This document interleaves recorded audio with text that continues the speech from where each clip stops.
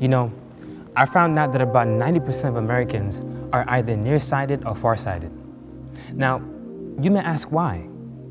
Well, for first things, to see in general, your eyes require light. If there was no light, you couldn't see. I mean, think about it.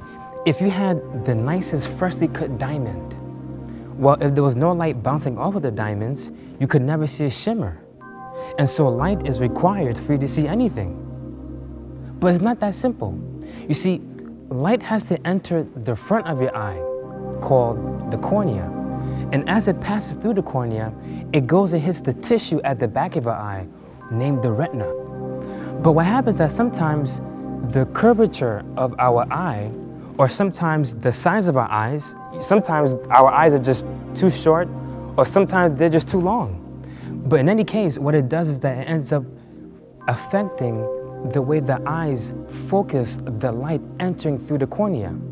And so, in reality, your vision is affected because light enters your eye, but it doesn't hit the exact spot that it should.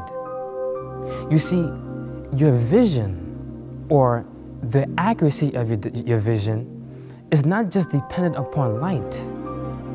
Your vision is dependent upon how your eyes makes use of the light. You know, I was reading John chapter 9, and right there in verse 5, there was a man that was born blind. And Jesus says to the disciples, I am the light. But watch Jesus closely, because notice in John chapter 9, verse 5, he didn't just say that he is the light. Jesus says that he is the light of the world. Notice that Jesus didn't say that he is just the light of the church, or just the light of the Jews of his time. And so in a sense, if anyone in the planet experiences any sort of spiritual, intellectual, or any type of light, they have to a certain extent experienced Christ. Because Jesus says he's the only light. There is no other light source.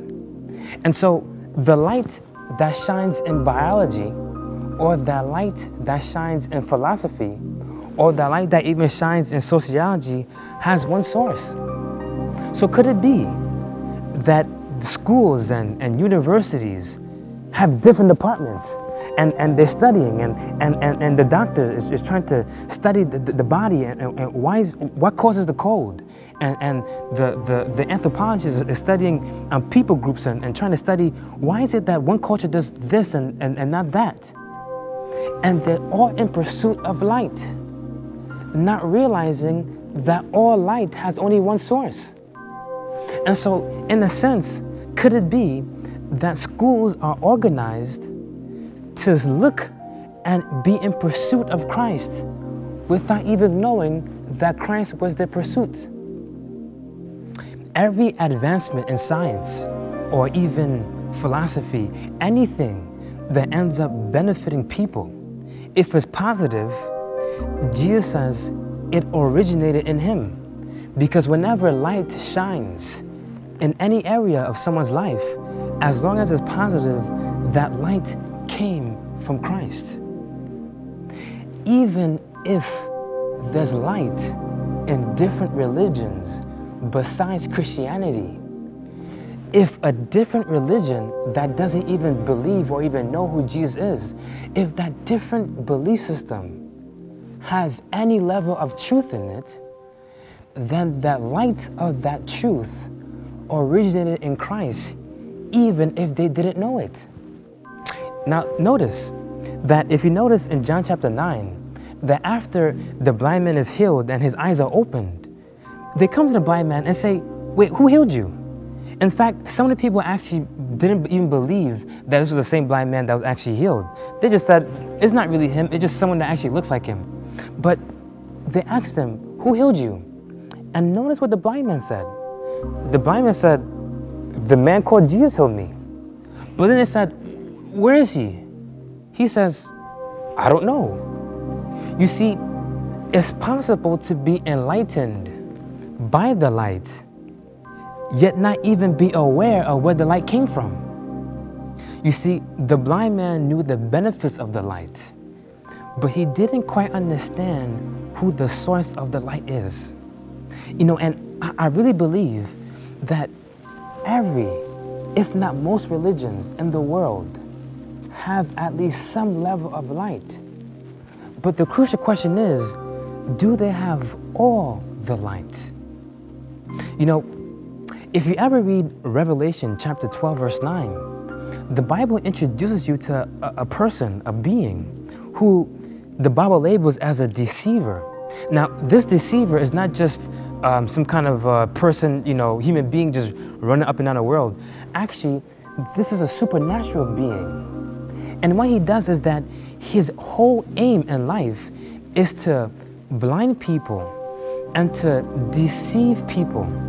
And so what he does is that he permits, or that he allows, just enough light to enter certain religions so that their beliefs will actually be believable, but not enough light for them to actually be saved. You see, he permits a level of light, but he tries to eclipse the full disclosure of the light. And to grow in that light, you have to come closer to the light, or the source of it, which is Jesus Christ.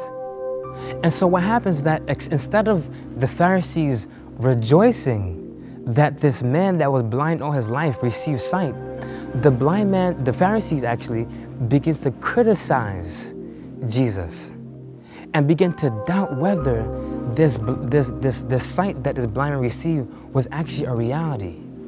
You see, the Pharisees were the very examples of the kind of spiritual blindness that Jesus wanted to heal the people of. You see, the blind man was born blind physically, but there was a deeper issue surrounding the blind man.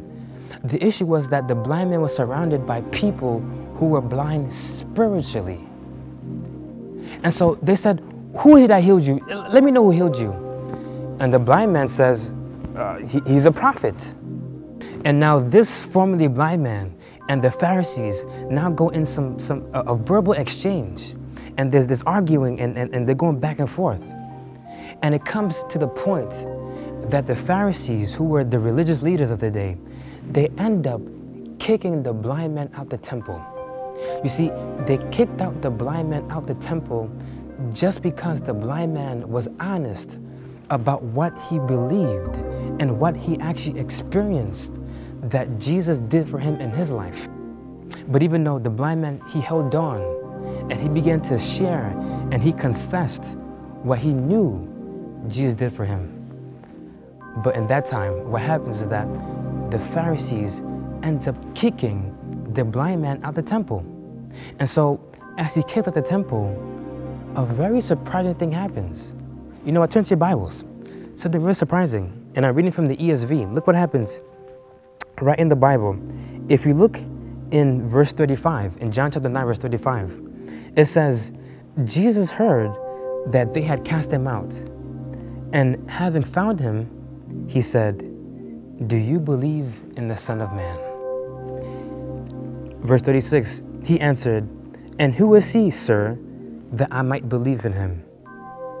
In verse 37, Jesus said to him, "You have seen him, and it is he who is speaking to you."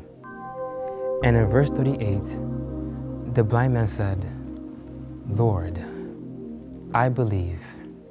And the blind man began to worship Jesus Christ. Now, notice something. I'm not sure if he caught it. In verse 11, when they pressed the blind man and asked him, "Who is he that healed you?" He says, "I don't know. The man called Jesus healed me." But then right there in verse 17, they kept asking, who healed you? He says, he's a prophet.